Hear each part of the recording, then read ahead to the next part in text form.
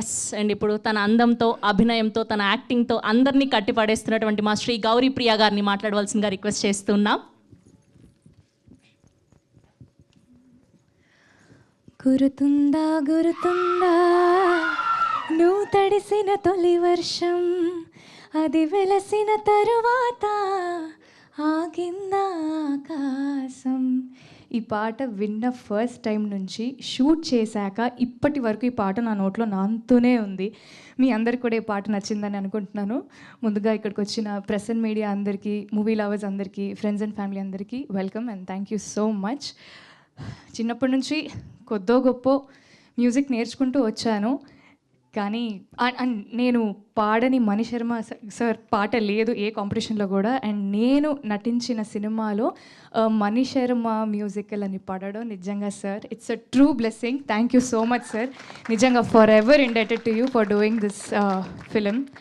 Chennai love story చాలా చాలా anticipation ఉన్న సినిమా. గ్లిమ్స్ రిలీజ్ అయిన తర్వాత నుంచి ఈ సినిమా అప్డేట్స్ ఎప్పుడు అని మీరందరూ కూడా అడుగుతూ వస్తున్నారు. మీతో పాటు నేను కూడా సమానంగా వెయిట్ చేస్తూ వస్తున్నాను.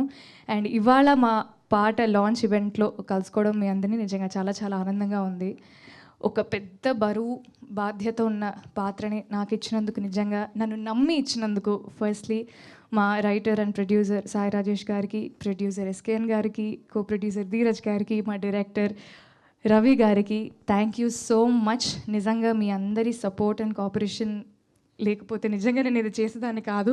ఎందుకంటే ఇది ఎంత పెద్ద విషయమో నాకు తెలుసు, మేబీ సినిమా చూసిన తర్వాత అందరికి కూడా తెలుస్తుంది. సో నన్ను నమ్మి నాకు ఇది ఇచ్చినందుకు నిజంగా very very indebted to you all.